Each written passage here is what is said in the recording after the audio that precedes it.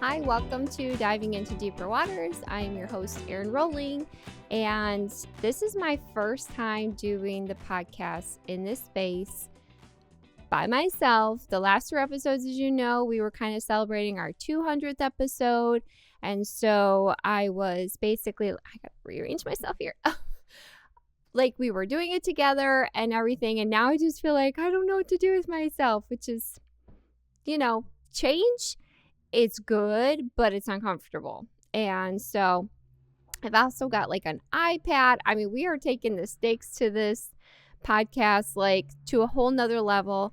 Although I'm pretty sure right now there's a garbage truck outside. It seems like no matter where I go, no matter what I do, I can't get away from this stuff. I'm trying so hard to have like peace, quiet while I do this, and Also, I realized I have to wear pants when I do this podcast. Don't worry, I wasn't doing the other ones without pants, but I definitely wore my pajama pants. And now I have to wear real ones, which, I don't know, maybe sometime I'll just wear my pajama ones because it's just more comfortable. I don't know. But yeah, here we are. And so those 3 podcasts took up a bit of a chunk of my life, which was amazing. Like, remember how I was like, kind of like, it feels weird, like not doing the podcast every week and everything like that. And I knew it was the right decision. I was going to be obedient to it and all of those things.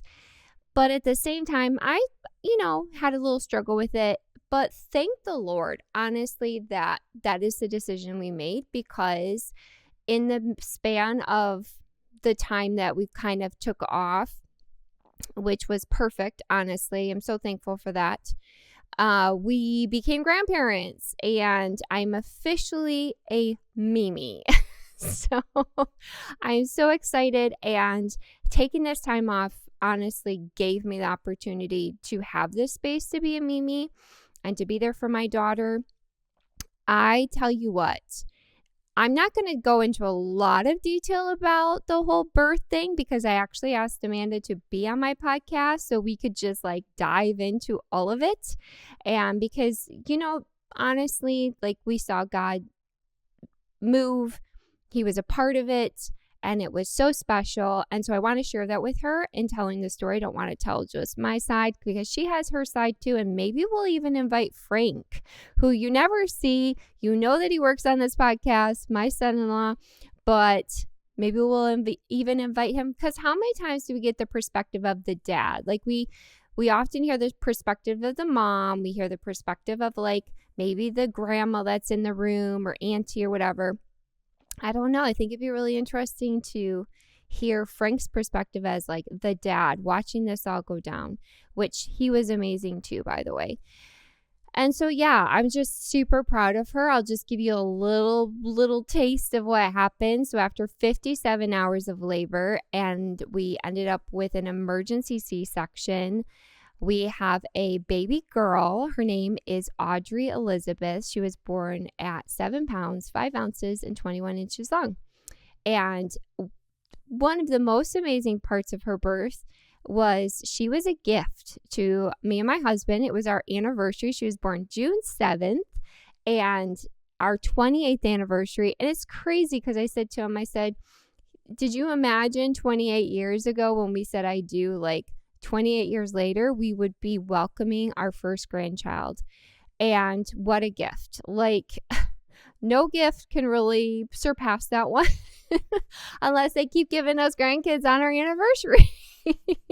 So if you guys could get on that would be great.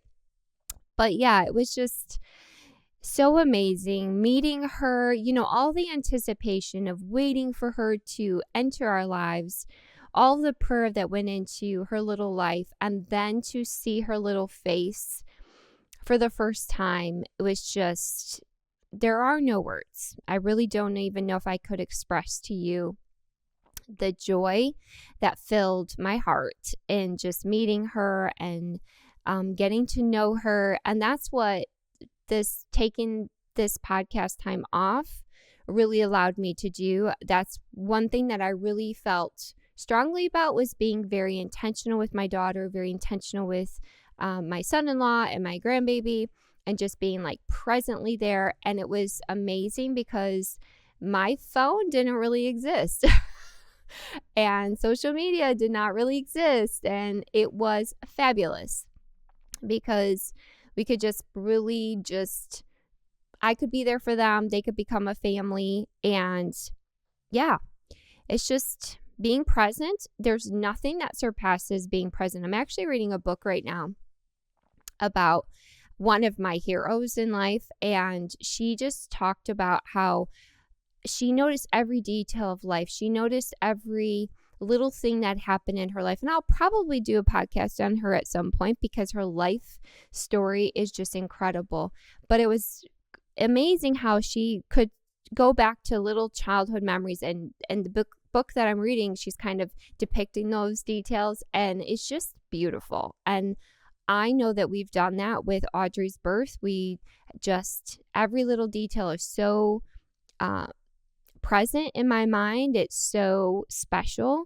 And yeah, whatever's going on in your life, this is nothing to do even with the topic of the podcast, but I would encourage you be present. Are you being present? Are you putting that phone away and just immersing yourself in what is happening in your life, whether that's with your kids or your grandkids or your family? Like, step away from all the things that are trying to take your attention and just be present.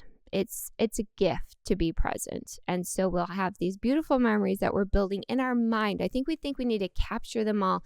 Yeah, pictures are great, videos are great, but being present, I don't know if we can really tap that, honestly. So as much as I am in love and my heart has been bursting with unexplainable joy, in the same space of that has also existed a lot of sorrow. And it is amazing to me how you can have those two things exist in the same space. You can have sorrow and joy they exist in exactly the same space.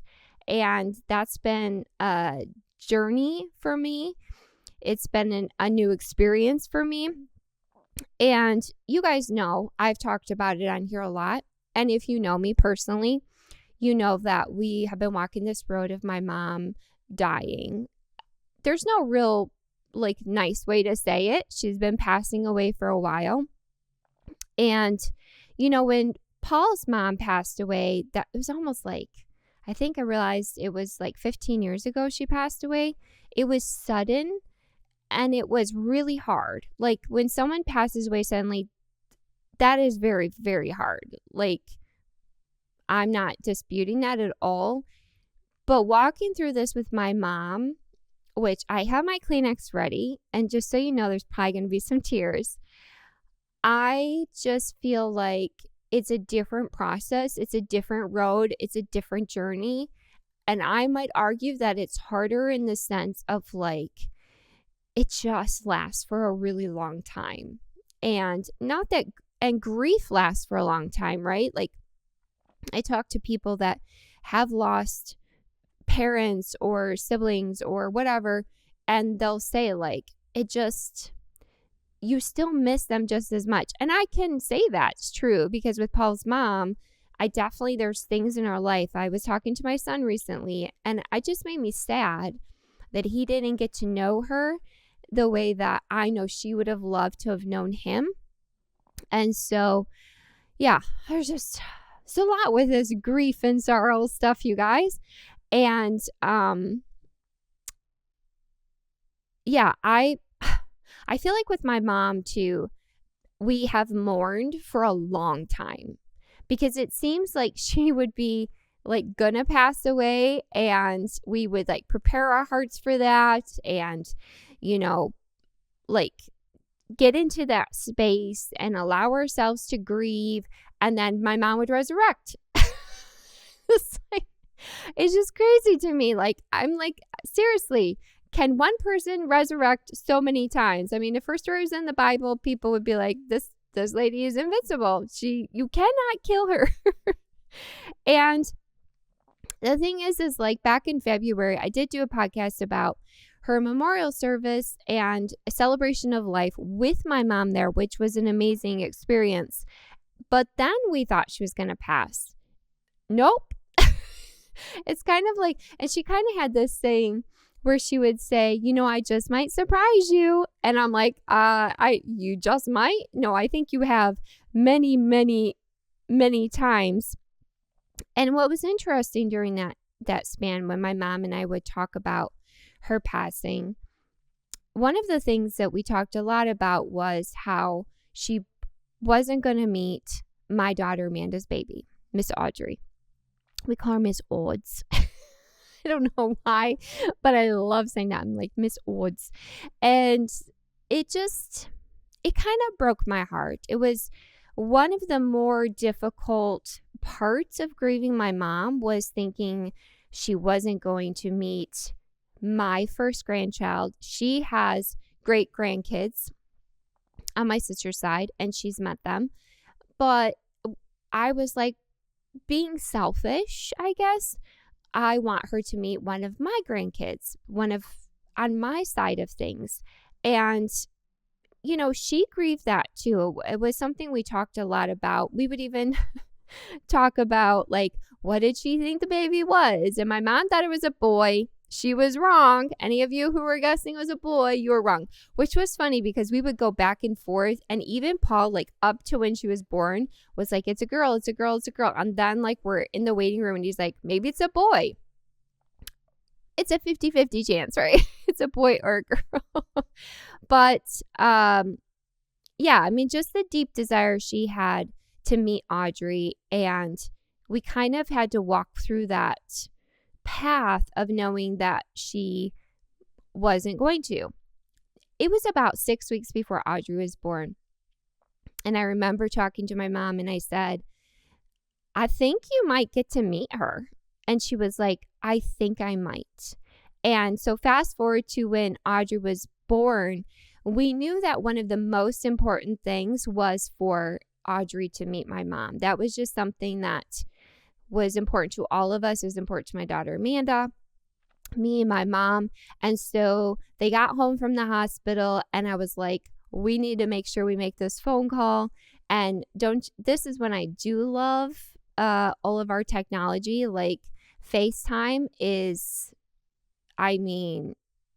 invaluable, I think, especially when families are far apart. This never would have happened if it wasn't for FaceTime. So I'm super thankful for it in that aspect of things. And so we called my mom and she saw Audrey for the first time and she just burst out crying with joy. And we were crying and it was just like, I couldn't almost wrap my brain around the fact that was happening. Like, wow, we got to this point. This is a gift from God that my mom gets to meet Audrey. And it was so special because my mom did something that reminded me of when you're reading about different passages in scripture, that when someone elderly was about to pass and there was this need to have the family gather and for that elder to give the blessing to the family. And that's exactly what my mom did. She's like looking at Audrey and finding out her name and everything and swooning over her. And then she just went into this prayer mode and this blessing over Audrey's life. And it was just incredible. It surpassed even just meeting her. It was just so special. Audrey won't remember it. I wrote it down for her, so no worries. But yeah, it was just like, wow, thank you, God, for giving us this time. And what's crazy is after that phone call, like the next day, my mom's health, we'd been on the verge of death for a while, right? But it just took this significant turn of just like her barely being able to stay awake. Sometimes she didn't know if she was dreaming or if things were happening in real life. So conversations were getting harder with her. She could no longer process the fluids in her body, so they decided to take the IV out, which with her cancer, I mean, that's the only way she was staying sustained basically was through that IV. And I cannot prove this medically, okay? I am not a doctor, but it just is amazing to me that my mom held on for Audrey. That's really how it felt. Now, like I've talked to friends that have told me the same kind of story. They'll say, yeah, like my mom or my dad or my grandparent, they were waiting for like one specific person to get there. They saw them and then they passed. And it was just crazy. I'm sure you have your own story where you're like, yeah, I know that that's happened in my own life. I don't know how it works, but all I can say is it's kind of cool that I don't know if you can sustain yourself. I don't know if my mom prayed to the Lord and said, I want to meet my great granddaughter or great grandbaby, because she didn't know what, maybe she said grandson, she got it wrong. But yeah, it's just kind of a crazy part of the process. And if you haven't picked up on it by now, I'm going to talk about my mom. And it's going to be emotional.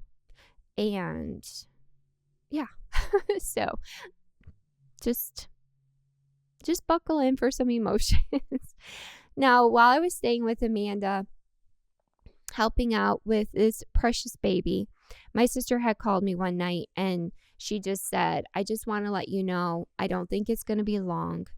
Before that happened, I had actually called my sister and said, hey, Mom asked to see Audrey again because I think things are deteriorating quickly. So if you want to go see her, you might want to go do that. And she was like, okay. And she booked a flight the next day. And that's another thing about this whole process of someone passing. Like everyone deals with things differently. Everyone requires different things. And I think we need to be really open to that space of allowing people to function in that space of losing a loved one in the way that they function. What is right for me may not be right for someone else, and what's right for them may not be right for me. And even my sister and I, like, she needed to see my mom one more time, like physically. And I was like, go for it. For me, my mom and I had a lot of conversations about that. And also where I was in my life with Audrey, like that was super important to me to be with her. And my mom was like, that's where you need to be. And so we had that conversation. And so she flew out there. And when she got back, she was just like, we're close. We're really close. And I'm like kind of in the back of my head thinking, I'll believe it when I see it, because we've been close a lot and she's still here. So I got to grab a drink because my mouth is dry because I'm doing all the talking. So anyways, where was it? She said that she called me, and in that phone conversation, she said, Mom just asked to have communion, which then I was a little bit like, maybe it's the end. If my mom is asking for communion, okay. But she was really kind of funny about it because she told my stepdad, Will, she said, I want the real stuff. She did not want no grape juice. She wanted some wine. She said, don't give me that fake stuff. I want the real stuff, which is hilarious to me because I was trying to think about it, and I don't think I've ever seen my mom drink wine, like ever in my life. So I was just a little comical. I was like, maybe she was like, I'm going out. I'm going to have me the real stuff. We're not playing around with no grape juice. And my sister said, I'd love to be a part of our mom taking communion. Like, that would be really special. And I was like, yeah, but communion is personal. And like, I don't feel like we can ask for that. And no sooner did we have that conversation, I got a phone call from Will saying, we're going to do a call and we're all going to take communion together. And it was like, which was really cool because my sister really wanted that. And it was so cool that her heart's desire was met in that moment, which I feel like through this whole process, all of our heart's desires were met. The Lord was so gracious and kind to us with all of that. And so it was funny because they're like, let's take communion. I was like, I'm staying in my daughter's office, which is next to their apartment, and Frank locked me out. So I couldn't, and normally he would give me the key, and that night we forgot. And so he didn't really lock me out. I was like looking around my room and I was like, I have water. I don't have the good stuff, but I don't have any crackers. I don't have anything. And so it was like, I didn't even have the elements to take communion. And yet there was 27 people on this call. We take communion with my mom. It's just beautiful. It's so special. And at the end of it, my mom, in the most clear voice, the most clear I'd heard her in a while, said, I love you all. And then that was the end of it. And it was just, it has amazed me with communion, because I think sometimes we think of communion as just something we do in our service at church. Like we can only take communion at church. And I rebuttal that because two of the most precious times I've had communion were not in a church setting. And I think that I've talked about the first time before on this podcast. But this time, being in an office, just in a bed with none of the elements, was just one of the most precious times of communion. And so I would just encourage you, if you ever have opportunity to take communion, or you just feel like you want to take communion with yourself, do it. It may be the most precious time that you have ever taken communion in your life.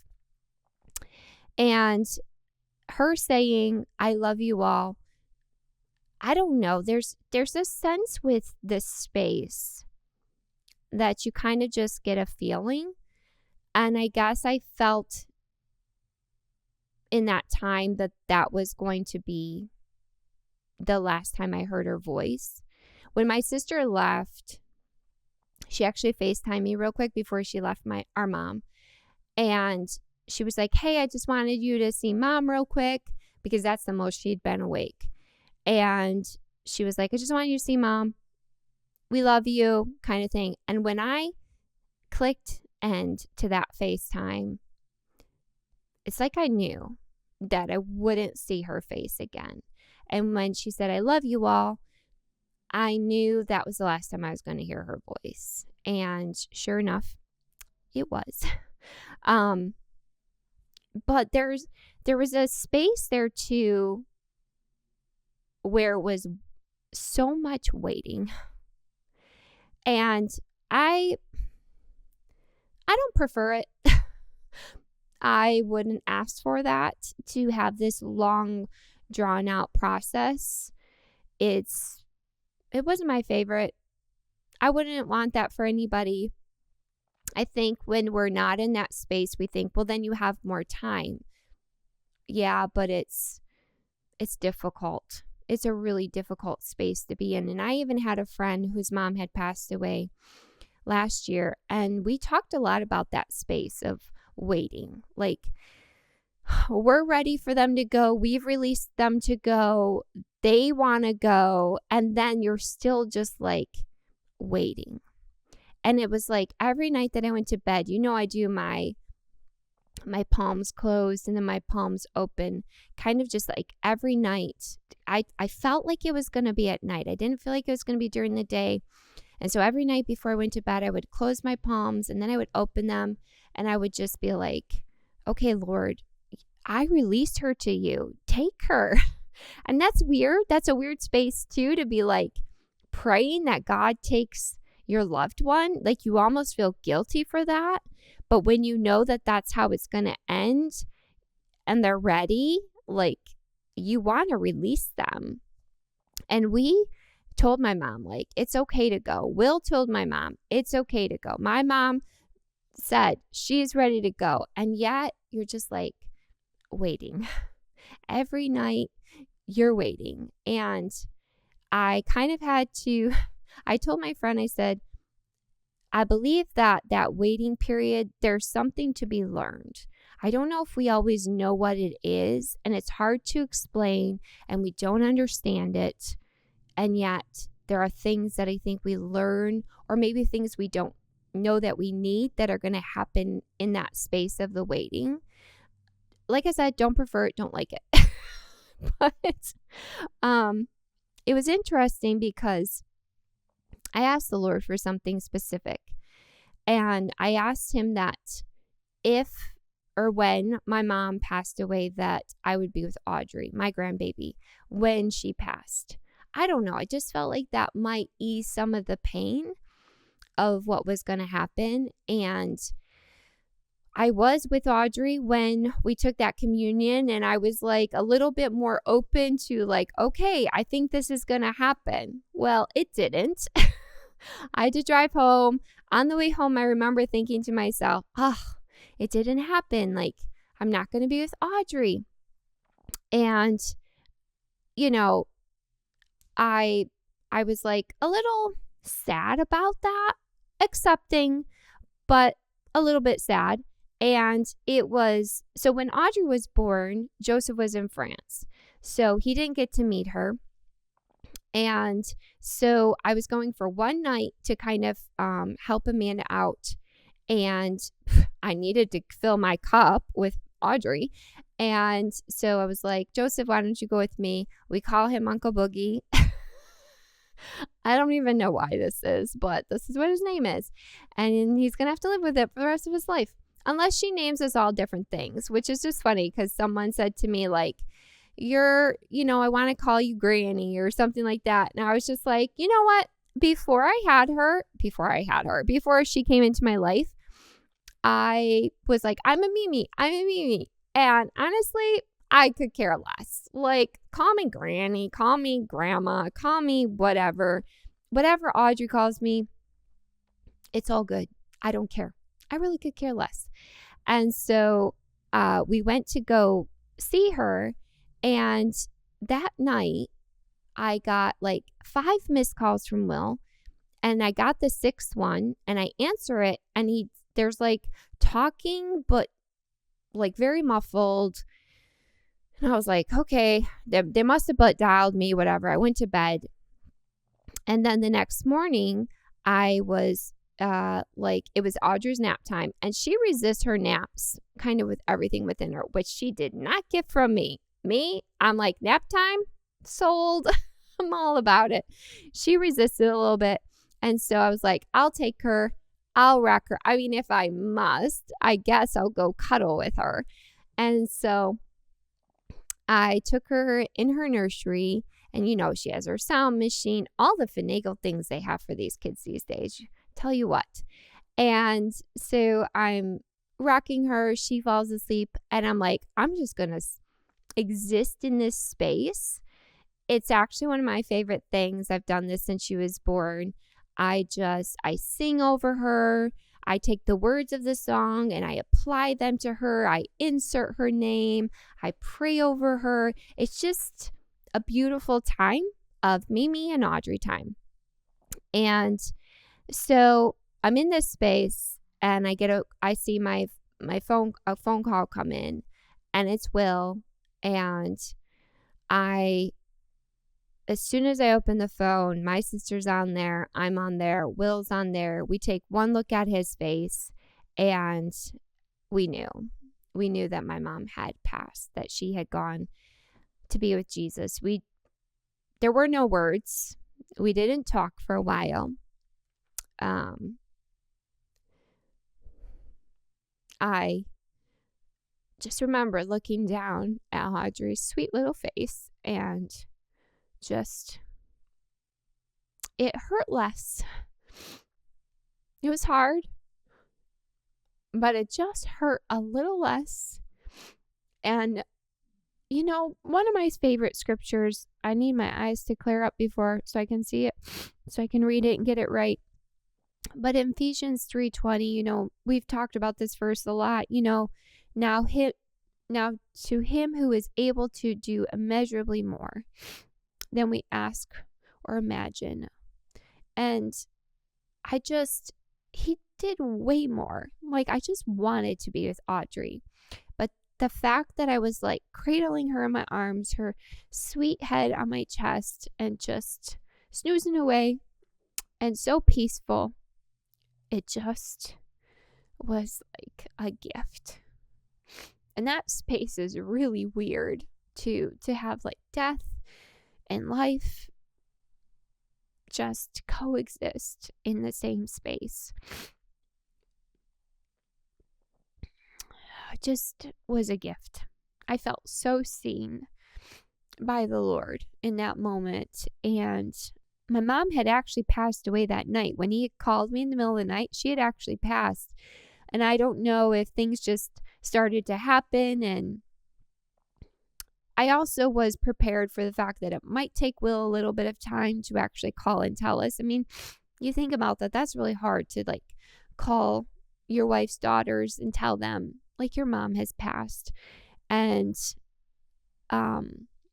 when I was talking about that space of like waiting, I think it became really clear when Will was telling us about when she passed, because my mom and Will have just like coexisted like so closely together, and everything they do, they're together.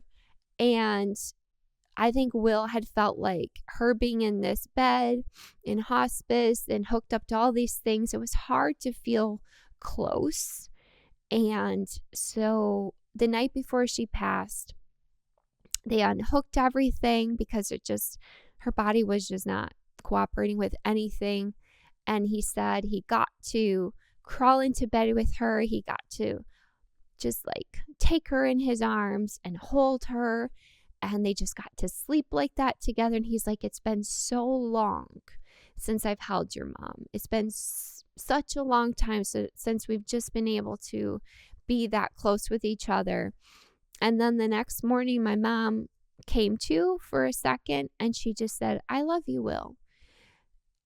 And when he told me that, it's just like that waiting made sense. Because I had that thought at one point when I was like, okay, Lord, why aren't you taking her? Like, feel free. And I just kind of had this thought, but what about Will? Does he need this? Like, you're ready, but is he ready? Like, is he really ready? And I don't know. Maybe we won't always know what that space is. And if you're ever in that space, it's hard to understand. But I would just leave you with that. Maybe there's something that needs to happen in that space that we're unaware of. And for us, I think that that's kind of what needed to happen. I think the finality of death is so strange. It's like, how do you function in this space of loss? It's it almost feels like an outer body experience, if you will. I think my mom had this great celebration of life, and that was amazing, but that kind of took care of everything. So now she's passed, and we're in this space of like almost not knowing what to do with yourself, because like, how do you package that up? How do you like take someone's whole life and you just have to like box it up in a sense? And I think funerals help with that, because you kind of have to like get to work, and you kind of have to put this together, and you kind of go through this process. And when you don't have that, it's a really weird space. And I don't know. I thought about it, and I thought, if there was an obituary from my mom. Like, how could I even process like everything she is in like a paragraph? I don't know. I just don't even know how that would work. So maybe it's good that I don't have to write an obituary because I just don't even know how I would do that. But something came to mind as this last week have been processing all of this, and I was finishing up a book that's like an offspin of my favorite book, which is Sensible Shoes. And it's about Catherine, which through Sensible Shoes, she's basically the spiritual director. She's kind of organizing everything and helps facilitate the spiritual journey of these women's lives. And this off books are more about her and her processing like that her retirement is coming and all of that. And they were throwing her a retirement party, and she asked to sing a hymn at a retirement party. And her daughter kind of was like, do I even know this hymn? I actually had never heard of it. It's called, now I'm not going to know the name of it. And I think I didn't. Oh, Bringing in the Sheaves. And, which I don't know if you've ever heard of this. I don't know. But she felt like when she read through the stanzas, it really described the work that her mother had done.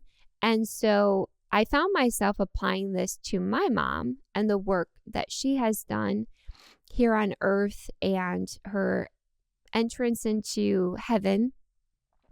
Some of it says, sowing in the daytime and evening, in the summer and winter, in the sunshine and shadows.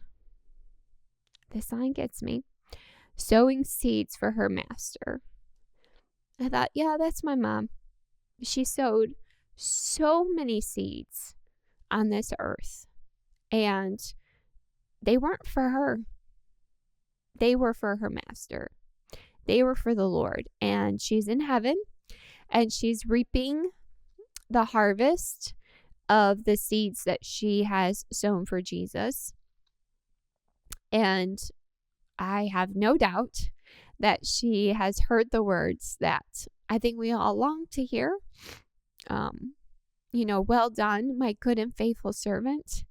Enter into my rest. And yeah, a lot of people have asked me, how am I doing? And you're probably watching this going, well, not well. It's just emotional. And to be honest, I haven't known how to answer that question because I don't know how I'm doing. That's just being honest. But I felt that doing this podcast would kind of maybe help me wrap up the box a little bit. So thank you for listening. I know that if you've been in this space of great loss, you understand. And there's probably a lot of feelings I can't even begin to articulate. And at first I thought this podcast would be about the amazing woman that she was, what I learned from her. But I can't really even process all of that right now. Okay, where's my Kleenex? I'm fine. It's all good. Okay. Gather myself. And it's just too much to put. Like, even when I put a post out, what I felt like was the only thing I could really do was to just take the words of a hymn and write them and just be like, my mom is with Jesus, and post a picture. Like, that's kind of the space I'm in right now. And that's okay. I think if you're in a space and you don't know how to process it, it's okay. I think we need to give ourselves some grace and say, okay, you'll process it as it comes. And I think you're probably going to hear more about my mom in other podcasts. I think there will be little droppings that kind of come in to life. And I just think that's how it's going to be, where it's just like, oh, this about my mom, or this I learned about her. I don't think that even doing one podcast would be justice to wrap up everything that she was and the amazing woman that she was, with lots of flaws and things in there as well, but yet the person, that she was amazing. And yeah, that's what I have to say. And I appreciate you letting me just spill my emotions out and process it with you. And I'm just thankful that we can mourn, but we mourn with hope. And if you don't know Jesus and you don't have that hope, I would highly recommend that you get to know him so you can have that hope, because otherwise sorrow is really hard to walk through. It's hard enough. But when you have Jesus, it just kind of like Audrey just brought a lot of peace to my heart. Jesus does that. He brings a lot of peace to your heart. And so that's what I'm going to end with, so I can go blow my nose and not snot all over the place here. I love you guys. Thank you for being on this journey with me. And here we go. Bye.